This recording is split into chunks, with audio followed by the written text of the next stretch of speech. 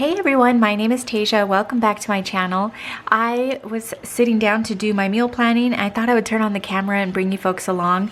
I used to use the Hobonichi weeks all the time for meal planning from like 2022 through 2024, part of 2025, like there's a couple weeks in December.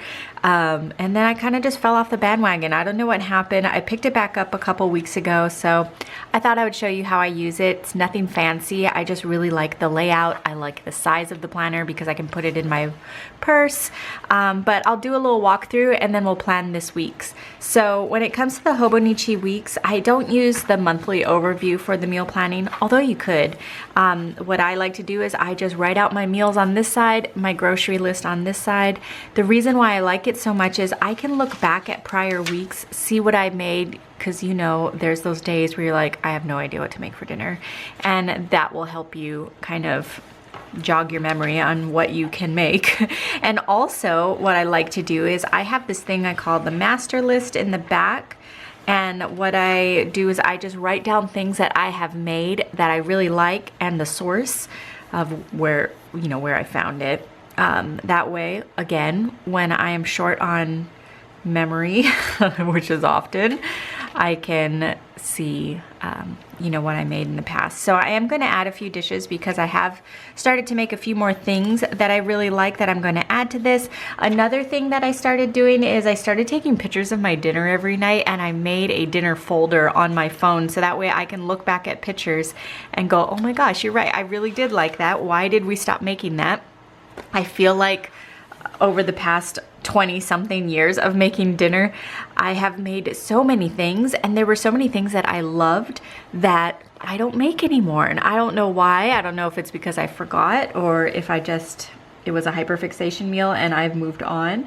But a few things that I've been loving right now, hold on, I have to spell Mediterranean, and this is a funky word. It's not a funky word, it's just hard to spell for me. Mediterranean, I hope that's right. Chicken. It's through this website called Salt and Lavender. If you haven't tried Salt and Lavender, I highly recommend her recipes. They're so quick and easy, and I haven't made one that hasn't tasted good. So I put SL for Salt and Lavender so I can remember, and I also put a little guide here because sometimes I think I'm just like so smart. You know when you're like, I'm gonna put this here because I won't forget that it's here, and then you completely forget that it's here. I would forget what my little acronyms are. So these are my go-tos. I have Make It Japanese, Just One Cookbook, Salt and Lavender, A Walk of Life, Erin and Claire on YouTube, and then Pinterest. So we have the Mediterranean chicken, which is really yummy. When I went to Chicago last year, I ate at Kava for the first time, and I had their harissa chicken, and I am so sad that we don't have a Kava here, so I make my own now. So it's a harissa bowl, and that's from Pinterest. And then we have this chicken cabbage stir fry that I found on Pinterest. If you guys want me to share my Pinterest board, I think they might be private, but I can make a public one if you want some recipe ideas. Typically my recipes that I do, they need to be fast, they need to be easy, and not very much cleanup because it's not worth the effort. And then the last one is taco chicken. I saw this on TikTok. I don't follow the TikTok recipe anymore, but that's where I found it. And basically, it's just chicken thighs, a pack of taco seasoning, a little bit of soy sauce, which I don't know why we're putting the soy sauce, but we put it anyways, and then garlic. And and a little bit of oil. And you just mix it up, and then you throw it in the air fryer. It's so good. It's so easy. You just chop it up. We make Spanish rice with it and kind of make bowls. I'll make some grilled veggies and things like that, but you can really eat it however you want. Okay, so it's the week of April 7th. Today is April 7th. And what are we going to make? I have the chicken out to marinate for the harissa bowl, so we're gonna make that tonight. And I don't need anything for that. So I don't need to add anything to the list, which is great. So harissa bowls, I plan to make enough to where we can do leftovers, so that covers Tuesday. I love making enough food to straddle 2 days, even if it's just for lunch the next day, but I'm gonna try and do 2 dinners worth of food for those bowls. And then we're just gonna follow those new recipes that I just put in the back. So there's the chicken cabbage stir fry. And I do need a few things for that. The main ingredient, well, it's not a main ingredient, but it's in the name, cabbage. I need some of that. And I do need green onion.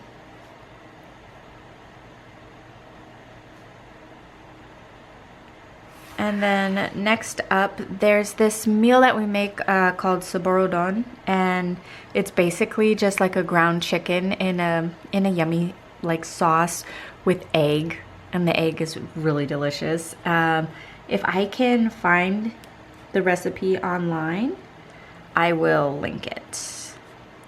It's so easy. I do need some snow peas for that. That's the little vegetable that you mix in. Snow peas. You could put just regular peas like in the egg to make it very easy.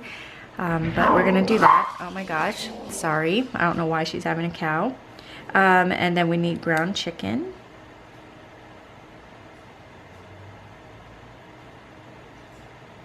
And we need eggs. It takes a lot of eggs, 6 eggs.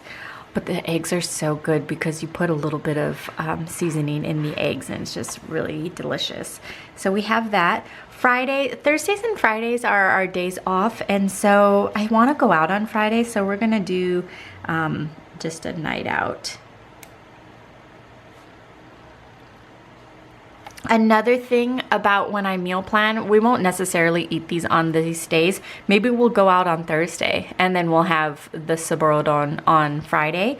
But doing it this way, at least I know I have the ingredients and I can make these recipes this week. So we have that, and then we will do the taco chicken.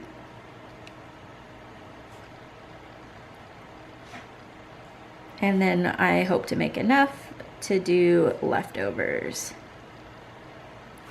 For the taco chicken, I will need more chicken at that point. So that's chicken thigh. And I will need taco seasoning.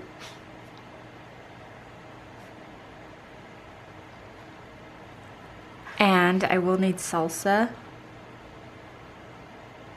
And probably avocados at that point.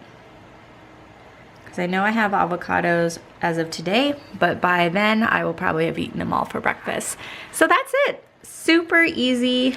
I just thought it would be fun to share because like I said, it comes in so handy to be able to look back. Say I needed harissa paste and I was out and I was like, oh my God, I didn't check my pantry. When was the last time I got harissa paste? And I look back and I'm like, oh, I made harissa chicken on this day. And I bought the paste on that day, so I know I have it. It's just really handy. So yeah, thank you guys so much for watching. Until next time, I'll talk to you guys later. Bye.